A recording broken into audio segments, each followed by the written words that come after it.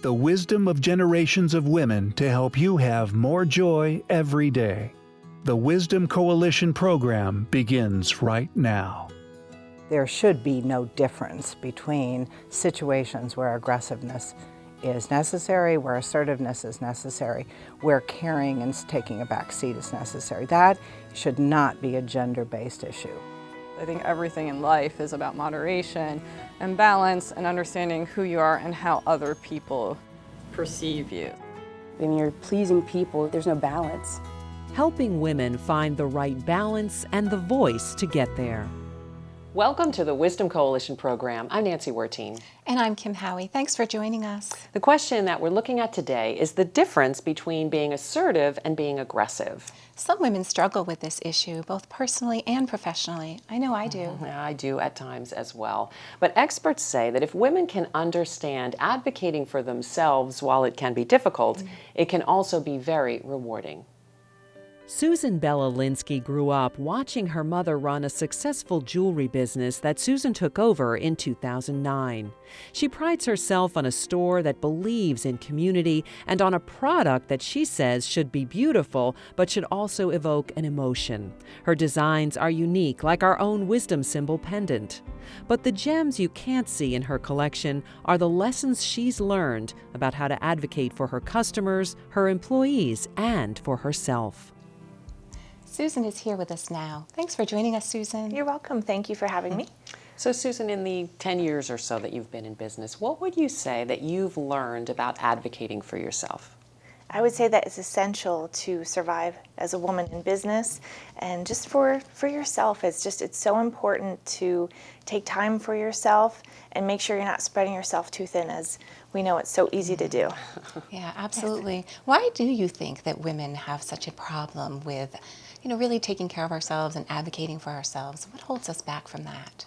I think it's a time and a responsibility type of thing. I think that people, specifically women, they have a lot of pressure on them to be perfect all the time and to be everything to everyone and make everyone happy. We're people pleasers generally, and that equals consuming a lot of time. And it's really futile because you can't please everybody as much as we try and we want to. Yes, we can't. We try, but it's inevitably impossible to do. Yes. And as a business owner, I would imagine that and speaking of trying to please everybody, everybody wants your time. Everybody wants you to be somewhere. Yes. So, over the course of your career, I think you've had to learn how to balance all that, haven't you? Yes, and it has been a little bit of a struggle finding that balance. My husband's actually been great helping me out with that. There's a lot of organizations and committees that ask me to join them, and I'm honored every single time I'm asked, and I always said yes. Always said yes, because it was an honor. I was so grateful to be asked, and I thought I would love to help the community. Community is so important to me, and one of the reasons why I have the business is so I can give back to the community and help. And by signing up for all of these committees and helping other people, it was really taking time away from my business. And there were some weeks where at the end of the week I'd sit at my desk on a Friday, wow, what a week. And I would actually wonder, did I actually work on jewelry this week at all? And sometimes the answer was no. And that started to create this epiphany, and I realized that I was really hurting my business by volunteering for so many other organizations. And while I'd love to do it, I had to step back a little bit from a few of them. Yes. Well, and I would imagine in the jewelry industry, it's probably mostly dominated by men. Yes. Yes, do you notice a difference between men and women in terms of advocating for themselves and being assertive? Yes, the industry, thankfully, it's changing. In the last maybe 3 or 4 years, I've noticed some shifts. There's a lot more women business owners and women actually vendors and jewelry manufacturers. So with that, I'm seeing a shift that women are treated more equally in the industry. Prior to that, it's extremely difficult. As a woman, you don't get the respect I think that you deserve when you go to shows and when you have vendors come to your store. They always want to see the man owner, which I think is hilarious. And they'll say, well, where's the owner? Where's the man? I'm like, well, I'm sorry, you're talking to me, so what can I help you with? And if I, get a little attitude from them, which sometimes I do, and they realize I'm the owner, I'm like, hey, thank you so much for stopping, but you have yourself a wonderful day. There's the door. So you have to almost advocate for yourself a little bit more because Yes. of that, I would think. Yes. Yeah. Both within the industry and within your store. Yes. Yeah. And it does require you, me, and women in general in this situation, to be more assertive. And there is that fine line sometimes between being assertive and being aggressive, as you were saying. And being assertive is essential. You have to stand your ground. You have to make decisions and stick with them. And you can do that without being overly aggressive. I just smile. And you just, that whole kill 'em with kindness thing, I'm just all about that. And there's no reason ever to not be nice to someone, ever. And you can be firm, and you can be very assertive, but you can do it with a smile. Great point. We're going to talk more about it in just a moment, but we are going to take a quick break, so stay with us. First, some more reflections on this topic from our Well of Wisdom. We get these messages from a young age that if we get good grades, the teacher will like us, and it starts so young. We get rewarded, but we really need to be rewarded for just being who we are and celebrating that.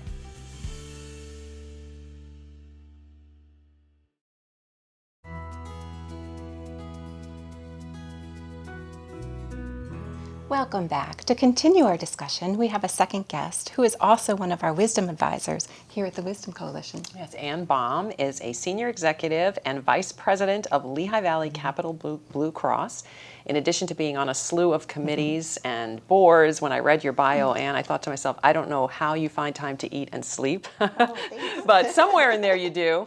So thank you so much for being with us. Thank you for having me. So Anne, what would you say that you see is the problem that women have when they don't advocate for themselves?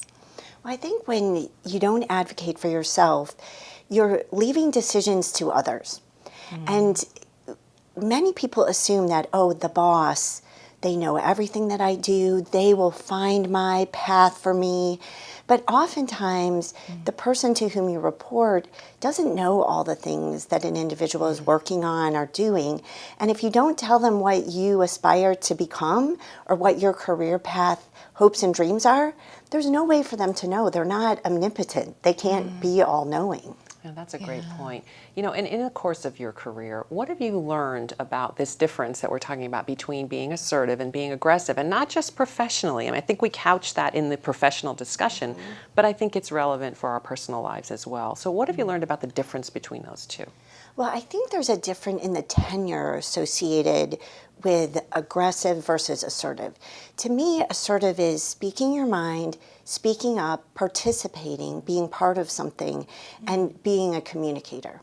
Aggressive to me is angry, yelling, pushy, making your way. And I think that often doesn't come off well. And I know personally when somebody is aggressive toward me, I immediately feel defensive and feel this need to stand up for myself. But if somebody's being assertive and just speaking their mind and being clear, I can relate to that. I can listen better. So to me, it's a delivery of how you're communicating that message as opposed to a way of doing something. Yeah, that makes so much sense. And so in your role as a leader, how do you remain approachable but yet still maintain your authority? Well, I try and be available to anybody whenever possible. Even if it means puzzling around the calendar, opening up space. But I think when you're available and approachable, it opens the door for people to communicate. But I've learned you also have to invite people to communicate with you. When you have a particular title, there's this assumption, oh, you're too busy, you don't have time for me. I'm this lower level person, therefore I'm not important enough for you to spend time with. So I try and point that out to people and say that their opinion matters and I want to hear it. And I will often say things like, don't let us make a stupid mistake because you didn't tell me something was a bad idea. And it's amazing to me how people respond to that. When you invite them to open up and share their opinions, not only do they have wonderful opinions and great ideas, but they're more willing to share it when you invite them to do so. Yeah, and you're also inviting them to be assertive, not aggressive, but be assertive, to say what their impressions are and bring those to you. Absolutely. Yeah. Stick with us because we're going to continue this conversation with Susan in just a moment, but we have to take a quick break. But you can go to our website, thewisdomcoalition.com, and join the conversation online. We'd love to hear from you. Assertive includes credibility and substance, and the fact that you are confident about what you're saying. That's very different than being aggressive.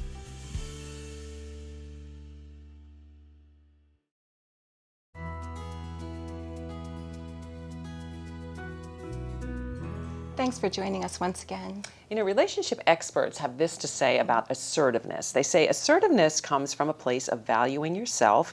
You have no intention to hurt anyone. You speak to the point and are open and honest. And they say assertive people are happy because they don't neglect their feelings. And conversely, they say aggressive behavior looks like either attacking people or ignoring their feelings in favor of your own, involves inflammatory or hurtful language, and they say aggression comes from a place of fear. So Anne and Susan are joining us once again. Let's talk a little bit about those definitions, and how do you think those are complete, or is there anything that you feel you could add to that? Well, I like where it's coming from because it speaks to the confidence of the person who's either being assertive or aggressive. And I think when you're dealing with other people, the more you're comfortable with yourself and know that you're operating with integrity, that you're communicating clearly, and that you're willing to listen to others and come to a mutually beneficial solution, then you're more likely to operate in that assertive mindset because you're open to discussion and open to things. With aggression, it's the angry piece of it seems like you don't have that self-confidence. You're not operating with integrity. And I think that is a great representation of it.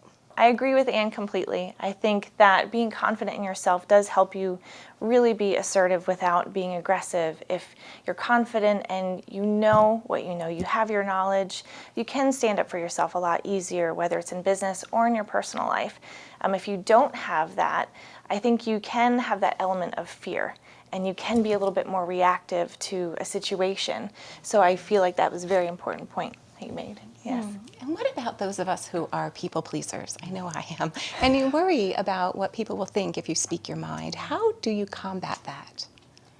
You know, I came up with this idea a few years ago that I can't control how other people perceive me, but I can control what I do. And as long as I'm comfortable with how I'm going about things and I'm doing it honestly and openly and fairly and basically kindly, if somebody else judges that inappropriately or isn't pleased by that, that's their problem. And even saying that to you sort of, it's hard to say, but I think we can't control the way others respond, but we can control the way we do. And the better you behave, the more likely it is that others will come along and be pleased and happy, and you'll have great relationships with them. That is such a great point. And we talk about that all the time at the Wisdom Coalition with staying connected to our why and understanding why we do things. And you know, in listening to you, I'm thinking also about emotional intelligence, right? So that if we understand ourselves and also the reactions of other people, we're going to be better communicators, you know, and be able to be more assertive when we need to be, you know, if you would agree with that. And I'm also wondering about, you know, the gender issue here. You know, we had interviewed a number of women that you'll see going in and out of the commercial breaks of this show, and you know, some of them said to me, you know, we wouldn't be asking men this question. So, is this a gender issue? Do you think this difference between being assertive and being aggressive? I feel like it really is, and women are more people pleasers. So I feel like it is important that we stand our ground again and stand up for ourselves. And I feel like we all have these obligations. We feel obligated to do things, and we do worry about what other people think of us. But you really can't, and you have to be happy with yourself and your own decisions, and you have to be happy how your life plays out, and you need to be able to sleep at night and be comfortable with your decisions for the day. So I feel like that's more of a female type of thing, I don't think men worry about those types of things as much because they don't need to be everything to everyone all the time. So I think if we, as women, just focus on what makes us, what's going to make our lives better, and I think if we're happier, we're ultimately going to make everyone else's life around us better too.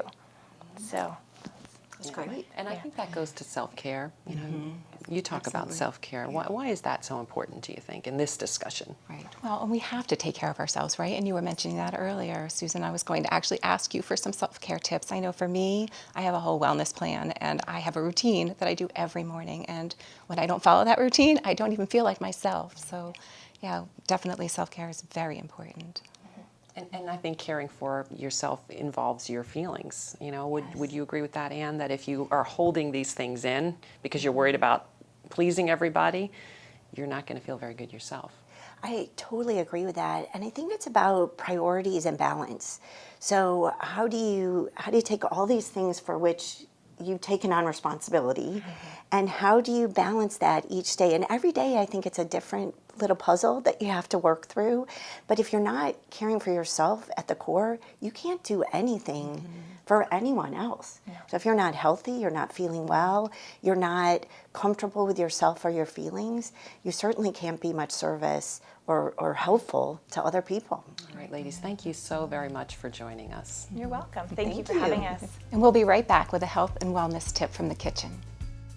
When you show up whole, as best as you can, and whole again is the good and the bad. That's what whole is. So when someone is encountering you, they might say, well, you know what, she still seemed a little assertive. Then I can deal with that for myself because I know that I came whole. And if I was assertive, I meant to be.